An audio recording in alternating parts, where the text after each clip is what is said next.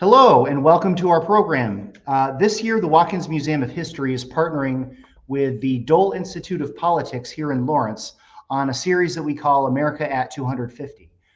This is a series of exhibits and events commemorating the American Revolution and the world it created. Events touching on themes of the Declaration of Independence, the American Revolution, the freedoms that we have or that we aspire to, or that generations of Americans have struggled to preserve and expand, things like that. We have an ever-expanding list of exhibits and events as part of America at 250. To see what we have going on, you can go to watkinsmuseum.org, and you'll see a landing page for America at 250. Well, today I'm excited because I believe this is the first time that our museum out here in Kansas has ever done a program pertaining to the American Revolution. We've invited Eric Sterner to speak with us about a legendary but possibly little understood theater of the War of Independence. I say legendary because one of the people associated with it is pretty legendary, but I think a lot of people don't have much of an understanding of what was happening west of the Eastern Seaboard during the Revolutionary War. So Eric, thank you for joining us today. Thanks for having me. Appreciate it. It's our pleasure. I'd like to jump right into the questions. Well, actually, first, I should do a little intro for Eric. Eric Sterner is an educator, historian, and author. In addition to several articles, he's written, I believe, 3 books, the latest of which is this one. My copy came without the dust jacket for some reason, but there you go. That's what it looks like. Can't quite get it. Yeah. Very eye-catching. The book is titled "Till the Extinction of This Rebellion: George Rogers Clark, Frontier Warfare in the Illinois Campaign of 1778 to 1779." And I can tell you it's a short and accessible read, and I highly recommend it.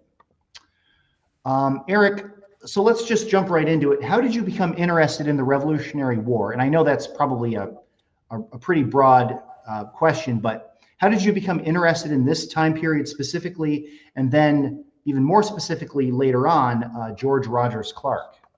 Well, I always had an interest in history. And when I was a little kid, I had one set of grandparents lived outside Philadelphia. So, you get the Liberty Bell, you get Independence Hall.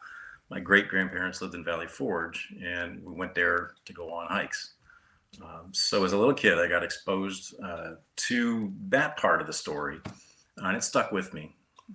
And then went on and did a career in public policy and national security issues. And then one night, late at night, I'm in the Capitol. I go out to the rotunda, look up at the dome, and there's a big ceiling mural there by a guy named Constantino Brumidi.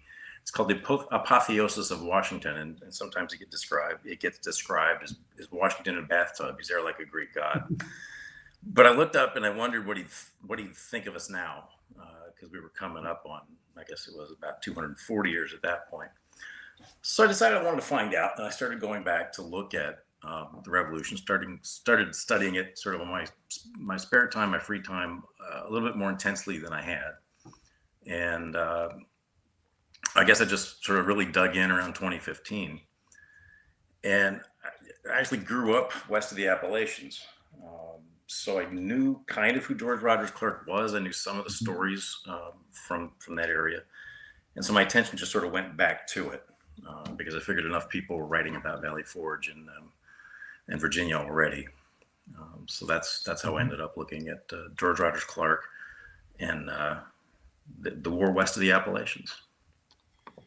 Yeah, he's a really fascinating individual. And in fact, I knew, I probably knew 2 facts about him before I read your book.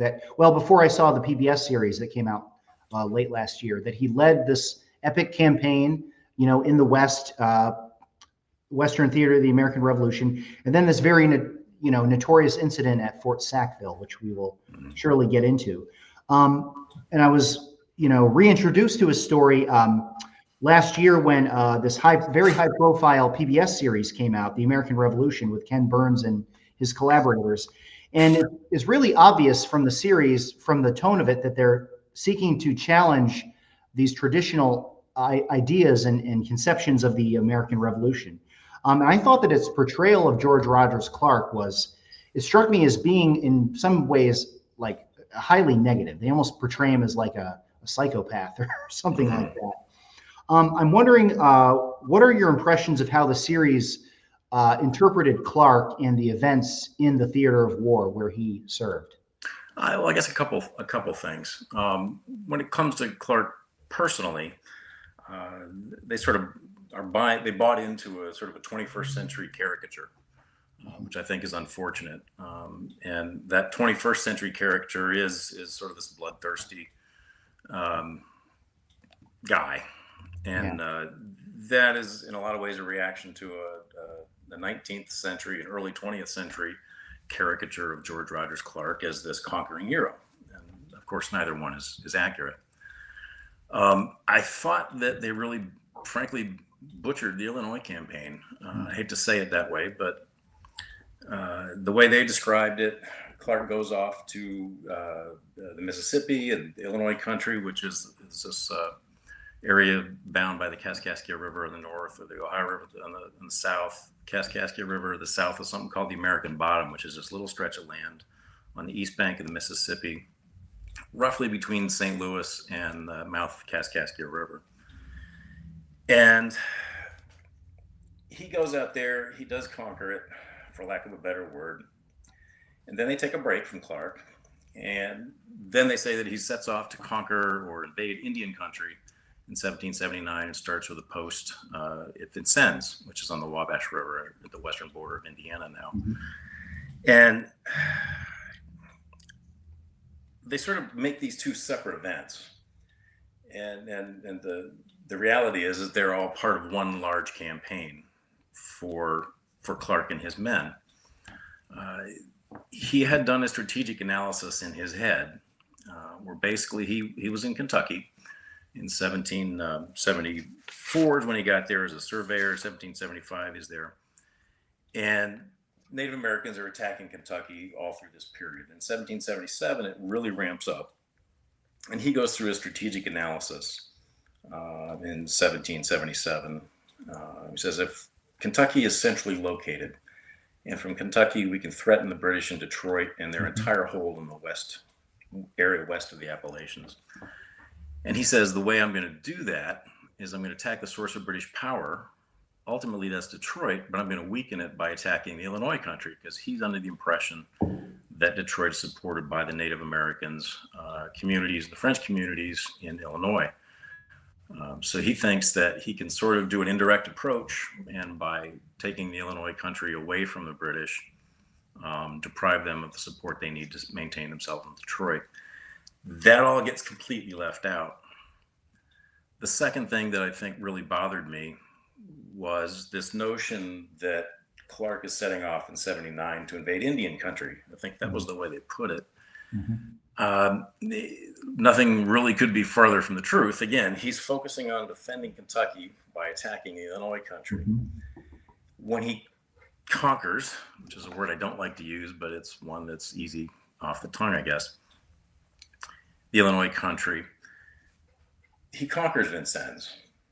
What happens is Vincennes really switches sides, and they decide to fly an American flag instead of a British flag over their little fort. And the British, Henry Hamilton, reacted by invading and recapturing Fort Vincennes. So what Clark is doing when he sets off in 1779 is he's sort of responding to an emergency. He has lost control of a town in his rear, that being Vincennes and the Wabash, which means that Hamilton, the British governor, lieutenant governor, is between him and Kentucky, because remember, Clark is out on the Mississippi River. So they sort of create this notion that he's this bloodthirsty guy going to invade Indian country, and what he's really doing is he's reacting in an emergency in the dead of winter, because he has to. He's in a strategically inferior position if he stays on the Mississippi. He can't allow Hamilton to winter over there. They left that completely out. The third thing they implied that bothered me was that he was invading the Indian country. I think that's the word they used. And these poor Native Americans in Ohio and Illinois and Indiana were victims of this invasion. The truth was they'd been waging war against whites for 20 years. They'd lost all those wars. They fought with the French to keep the Anglos east of the Appalachians in the French and Indian War. They lost. Then they had Pontiac's War to do the same thing. They lost that war. And then they had Dunmore's War in 1774. They lost that war. So what's going on here is there's these series of attacks aimed at halting white expansion across the Appalachians. And war is a constant state of affairs in this area. It didn't begin magically in 1779, as the Ken Burns special implied. Second thing that they sort of led you to believe, or led a viewer to believe, is that the Native Americans were all unified in responding to Clark and invasions like that. They weren't. They all had their own interests. The Ohio Native American tribes were trying to stop the spread of, at this point, American society across the Appalachians. The Great Lakes nations were more interested in sort of booty, the benefits of raiding the frontier and being supported by the British in that activity. And then you had the Native Americans in Indiana, so the Miami and Piankashaw and Potawatomi, those Indians, sort of balancing between the two. They're not quite sure what to make of it. They're being enriched by conducting the raids, but they don't have as much at stake as the Ohio Indians do. So they left all of that out. They left all those dynamics out. And I think that was unfortunate because it creates an us versus them kind of mentality, the way they presented it. And it was a lot more complicated than that. Yeah, I think you're certainly right. Clearly the events were, and the personalities involved and their motives in the events were far more complicated than that series would have us believe. So on that note, let's back up a little bit and talk about this guy, Henry Hamilton. So if you're like me and you took we called it social studies in 5th grade, but if you took American history in elementary school, you heard about this character Hamilton, and we were taught that Americans, or the Patriots, called him hair buyer Hamilton because he placed a bounty on scalps. But so he has this notorious reputation. But how did your research lead you to challenge this popular image of the Lieutenant Governor Henry Hamilton? Okay. Hamilton's an interesting guy. He's one of 4 lieutenant governors, technically, that are supposed to be helping govern the area of Quebec, which the British had basically assigned to everything in Canada and everything west of the Appalachians out to the Mississippi. He's at Detroit, and the other 3 governors helping to assist the governor in governing out west are not at their posts. The British withdrew from the area in 1772. So Henry Hamilton becomes the focus and the most senior lieutenant governor on station because he's the only lieutenant governor really in the heart of things at Detroit. He was a British veteran of the French and Indian War. He'd been captured by the French. He knew very well what Native American warfare looked like. He was directed to, and he wanted to, this was something he actually suggested, arm Native Americans to fight a war on the frontier and distract the Americans from their western frontiers, draw resources away from fighting the British in the east by conducting Indian raids along the Appalachians. And these raids would penetrate across the Appalachians. They were getting as far as the Shenandoah Valley and well east of Pittsburgh. The Americans did call him hair buyer. He didn't so much buy scalps as he financed the war. So he would provide gifts, presents, ammunition, arms, gunpowder, everything that the Indians needed to conduct the raids. When possible, he would send British officers with them to conduct these raids, and he knew very well what those raids involved. He knew that scalps were going to be taken. He wasn't paying for the scalps, but he was certainly making that possible, and he knew full well that's what he was doing. He was ransoming prisoners, so the Native Americans could go out, bring prisoners back, and get paid. And generally those were going to be women and children because men didn't usually survive the trip back to Detroit. Often enough, women and children didn't either. So he has this brutal reputation, and all the animosity that the folks, the Americans on the frontier felt towards the Native Americans and the British sort of landed on his head. He was probably more interesting as a diplomat when he dealt with Native Americans than as this sort of malicious guy behind the scenes. He wasn't encouraging them to do anything that wasn't already in their interests.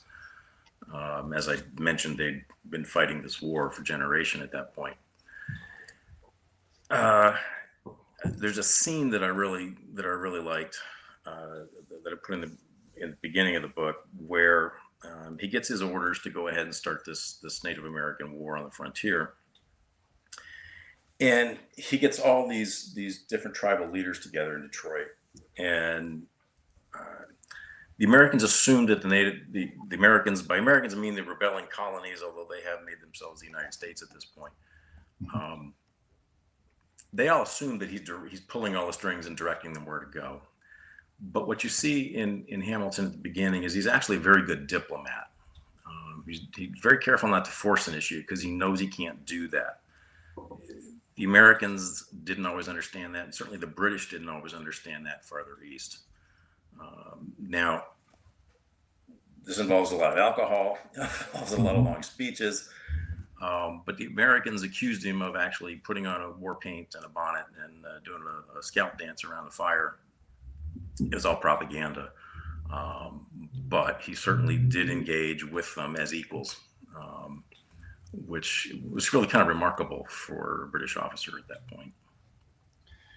That is remarkable, and I agree that your portrait of Hamilton in the prologue, where you show him as the diplomat that he was, is pretty effective. And he certainly, it's understandable that these stories would go out about him, exaggerated stories about putting on a bonnet and war paint and all that, because clearly, there was an understanding among the British officials of the need for giving gifts to cultivate these relationships, these alliances with the native peoples. And that can involve alcohol, and it probably involved a lot of long speeches as well. So that was definitely an important element of it. We do have a really interesting audience question, so I want to get to that, but I think to address what the audience member is asking about, we need to talk about Clark's expedition first. So Clark is able to scrape together a really small force, 150 men, far smaller than what he was trying to put together. And they travel an incredibly long distance to reach Kaskaskia and other settlements. So tell us how the campaign got off, and how were they able to travel this incredible distance and capture lots of territory with very little, if any, bloodshed? Mm-hmm. This is where I think Clark's sort of brilliance and what fascinates me about him. Mm-hmm. He thinks he needs 500 people to invade the Illinois country. Now, he's a Virginia militia officer. This whole thing is a Virginia operation. It's not conducted by the Continental Congress. So he goes and convinces Patrick Henry and the Executive Council in Virginia that he needs 500 men and money to go conduct this invasion. They tell him he can have 350. He has to raise them himself in Virginia. He promises to raise them a little bit in Pennsylvania, because at this point Virginia claims what is southwest Pennsylvania. He has to raise them on the frontier. So he thinks he needs 500. He gets permission to raise 350 if he gets them himself, and he can't raise them in the eastern part of the state because the militia needs to stay home, as we know from Virginia history, to basically keep an eye on enslaved people and prevent an uprising there. He only manages to scrape together about 150. They all assemble at a place called Redstone Fort on the Monongahela River in Pennsylvania. They sail up to Pittsburgh. They basically take these really large canoes, and they're going to row down the Ohio River, and they get to a place called Corn Island, which is in the middle of the river. And he tells his men, we're going to stop here, we're going to train. They think they're there to defend Kentucky. That's the official purpose for which they've been recruited. He stops there and he tells them we're going to invade Illinois instead. And he has to convince them this is a good idea. So he's surrounded by all these men, and they think they're here for one thing for a short period of time, and he's going to take them another 800 miles down the river. That's the reason he picked Corn Island.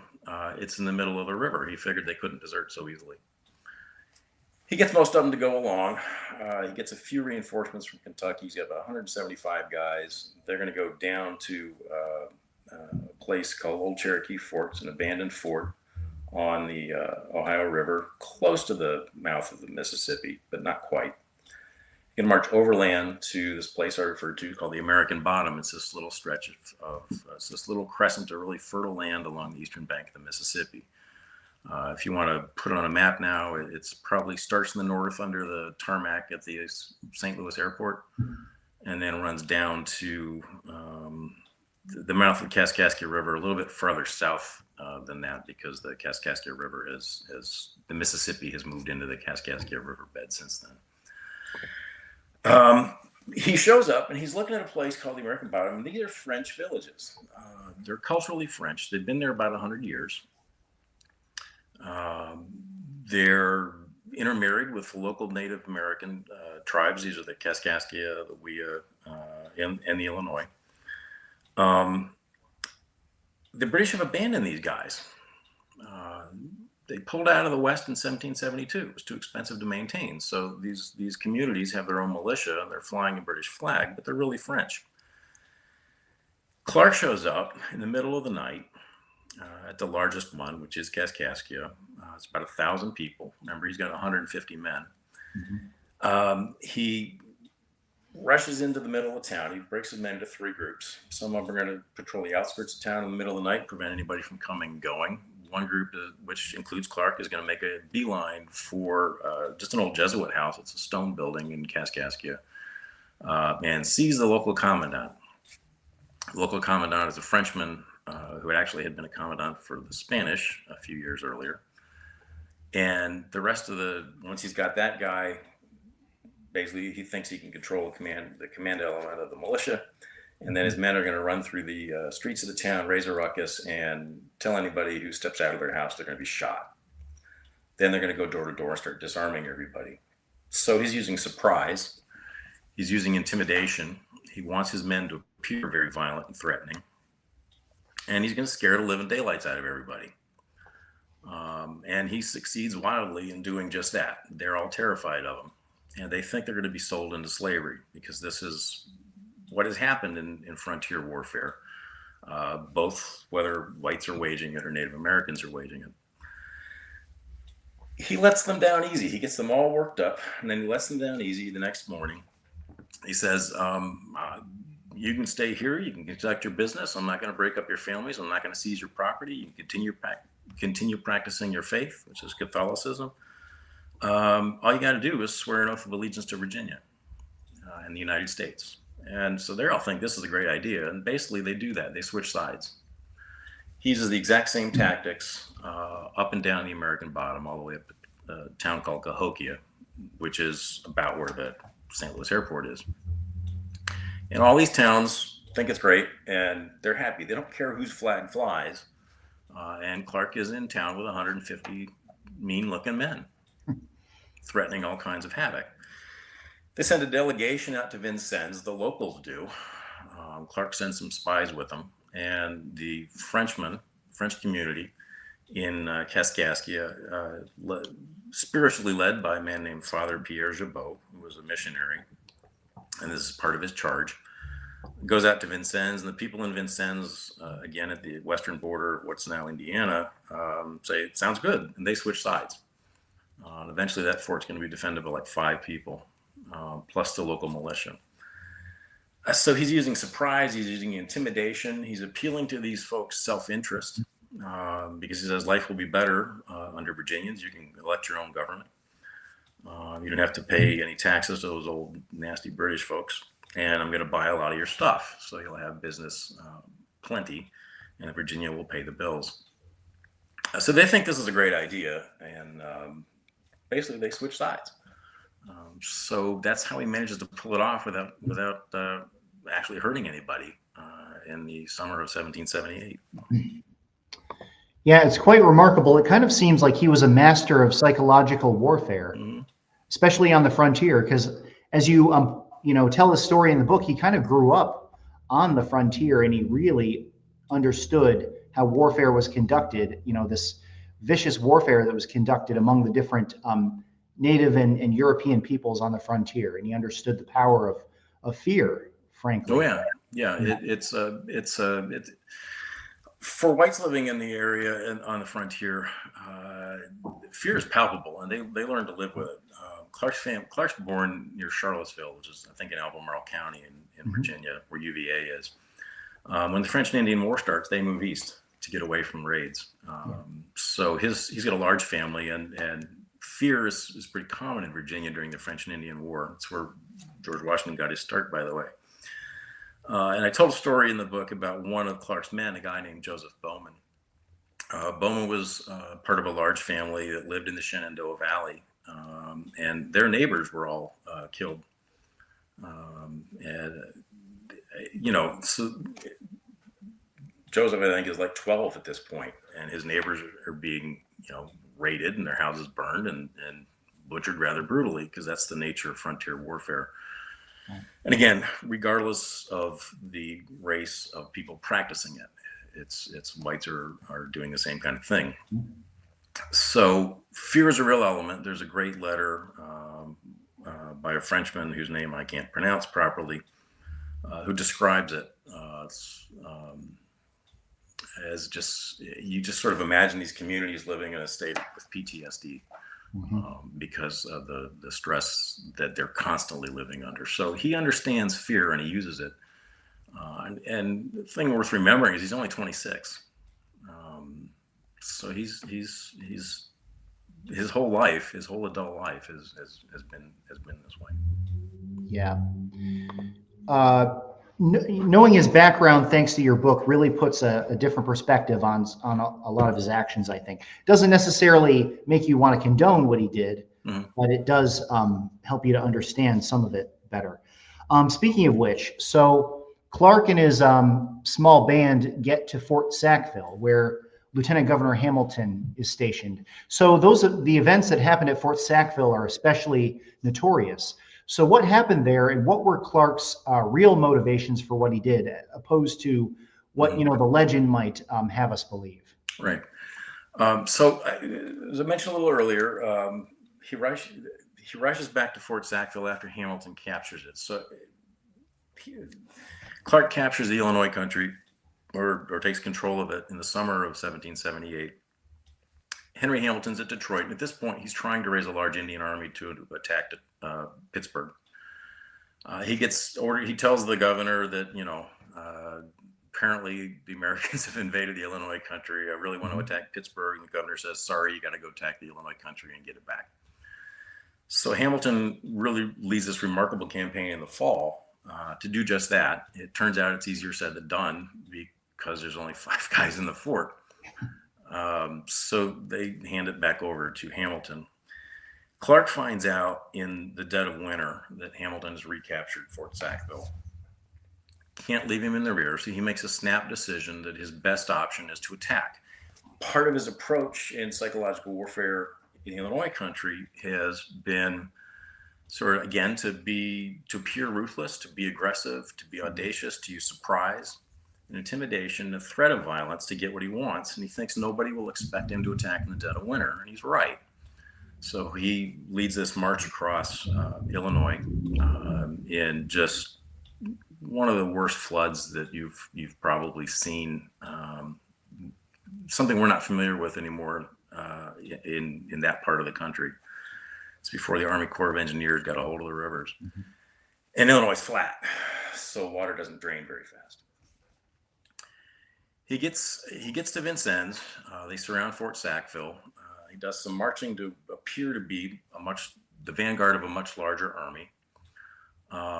And they attack Fort Sackville in the middle of the night, and the shooting's going on all night. And in the morning, now a couple things that we have to remember. So he's in the middle of a battle. He's only got 150 guys. He can't conduct a siege. He hasn't got any artillery. So he has to get Hamilton out of that fort really fast because he hasn't got any supplies to march back to Illinois. So he's going to try to intimidate Hamilton into surrender. He's going to do this. It's a massive bluff. During a lull in the fighting, while Hamilton and Clark are trying to figure out what terms of surrender are acceptable to Hamilton, an Indian war party comes back from Kentucky. As you approach a village, it's customary to fire off your rifle and give a war whoop. And you would sometimes use the number of whoops would indicate the number of prisoners or scalps that you had. This war party has scalps. They fire off their guns. Because it's a lull, it's not apparent to them there's a fight going on. Clark sends a company of men out to meet this war party. As they get closer, it's like it's all smiles, but once they get close enough, they level their rifles and fire at the returning war party, and they kill a few men run off, and they capture a few. They release a few prisoners that the war party has. It brings the war party into town. And there's some disagreement among the different accounts about exactly what happens, but there is a lot of consistency that basically the warriors are executed in cold blood in front of the fort. Hamilton will insist that Clark did it himself and that he's covered in blood. When they next meet, Clark says that he didn't do it. The other eyewitness is Joseph Bowman, and Bowman basically says the men did it, which is entirely plausible. So these Indians are killed in cold blood, and then they're dragged off and thrown into the Wabash River. And this really is shocking. It's inconsistent with sort of emerging values, systems, and constraints on the practice of war that are popular in Europe. We know they're still being ignored. They're being ignored in the East, but usually people are trying to comply with them. Clark made no effort to comply with them. So that gets sort of this reputation of being a bloodthirsty person. That sort of puts reality to the impression that he's trying to create. That's part of the reason he does it.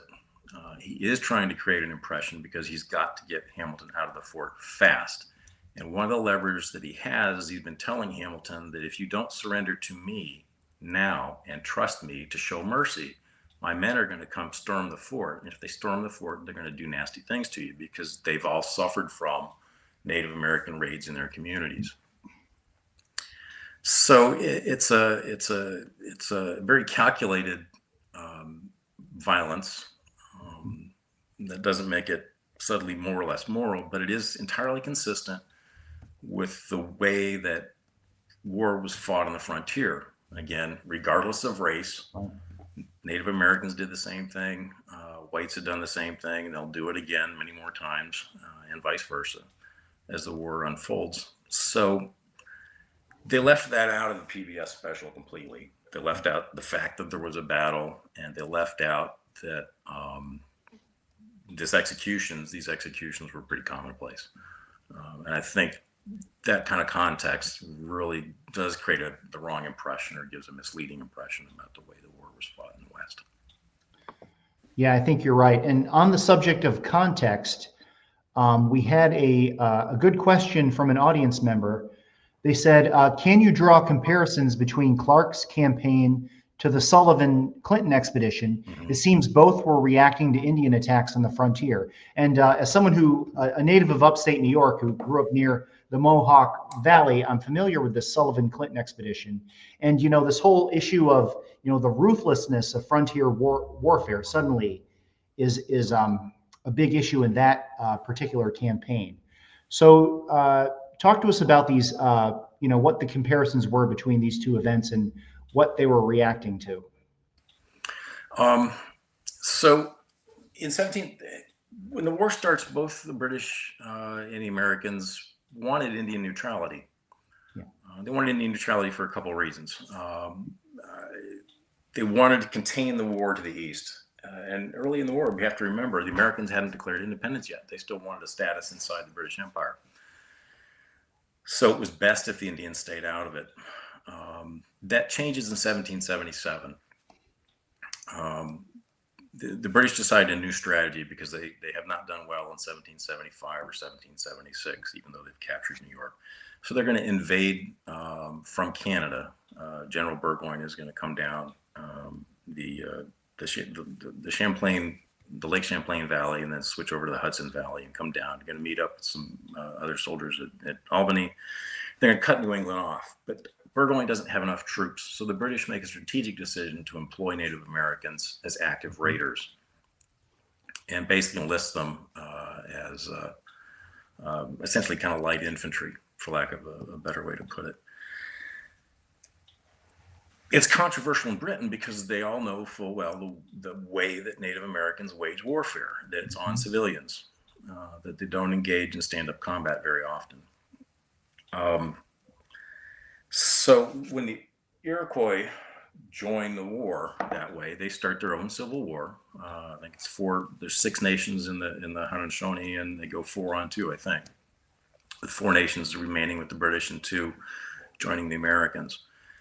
But the raids coming out of the Iroquois territory, or the Iroquois, are extremely strong. They're raiding into upstate New York, they're raiding into northern Pennsylvania, because they are probably the strongest confederacy east of the Mississippi. And these are some really strong raids. You've probably read about the Wyoming Valley Massacre. Yeah. You've probably heard about the Mohawk River Valley, which experiences a lot of violence. And you get to 1779, and Washington is kind of stuck. He wants to work with the French now who've entered the war to fight the British, but they can't coordinate themselves very well. So he takes his assets in the east, which is going to be General Sullivan and some troops out of Pittsburgh, and then out of they're going to leave Easton, I think, which is on the Pennsylvania-New Jersey border. And they're going to invade Iroquois. And the way that you could fight Indians is you could do 2 things. You could try to get a stand-up fight, which very rarely happens. You could fight this guerrilla warfare, which is how most of the combat is fought, or you could burn them out. And they decide to burn them out. They're basically going to go in and destroy villages, towns, crops, livestock, everything. And they're going to basically turn Iroquois, that area, the Haudenosaunee, into a wasteland so that they can't live there anymore. And the idea is that they'll have to move away. So that'll make it harder for them to raid. And they'll have to move closer to the British, and they will be dependent on the British for their sustenance. So the British won't be able to continue arming them because they'll be struggling so hard just to feed them. And that's kind of how that campaign works. Clark's is a little bit different. He does not have enough men or enough force to burn anybody out in the Illinois campaign. Remember, he's only got 150 guys. He tries to create peace with the Native Americans in the fall of 1778. Now, he's reasonably successful in doing that with the Native tribes in Illinois. And the problem he runs into is that those are not the Indian nations that have been raiding the frontier. The nations invading the frontier are going to be in Ohio and in the upper Great Lakes and closer to Detroit. So he's made peace with the wrong people. So his campaign in 1779 and 1778 is a lot different in that it's less violent. He's not burning anybody out. And in truth, if the Native Americans could coordinate their activities, they could have wiped him out in a heartbeat. He only had, like I said, 150, 175 guys at this point, and they're all coming and going. So his campaign then is different. When you get to 1780, you're going to have a large British and Native American force invade Kentucky. They're going to take 2 towns, Martin Station and Ruddles Fort. The population of one town is going to be handed over to the Native Americans. They're pretty much all going to be killed. The population of another town is going to remain with the British. They're going to make it back to Detroit.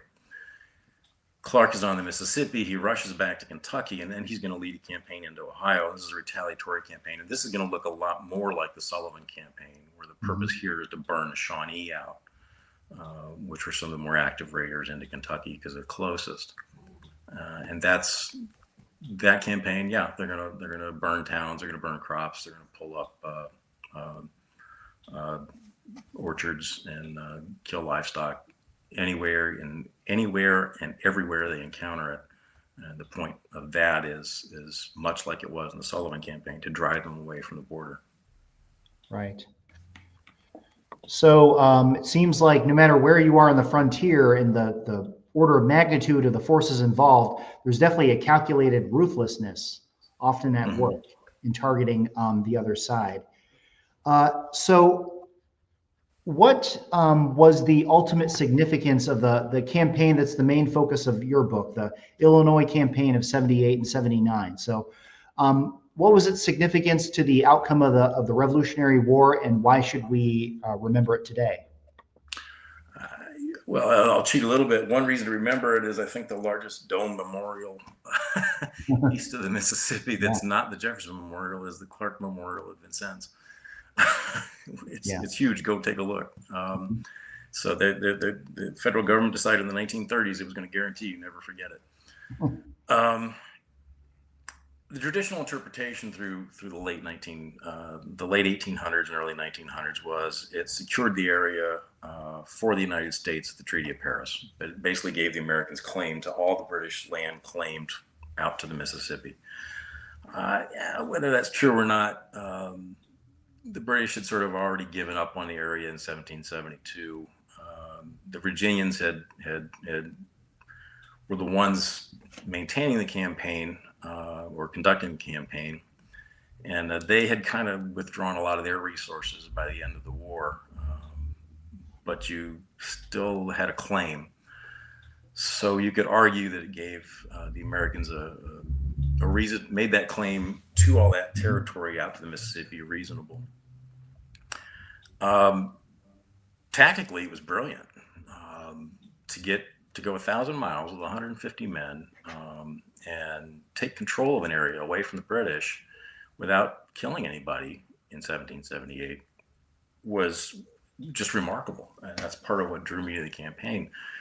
As I was reading about it and studying it and reading the memoirs and things, I kept coming back to the Green Beret in Afghanistan in 2001. I don't know if folks remember that, but I mean, here you've got guys, A teams, 12 guys here, 12 guys there, 12 guys spread all over the country. And Clark is doing much the same thing. He's using local resources to achieve a political goal very quickly.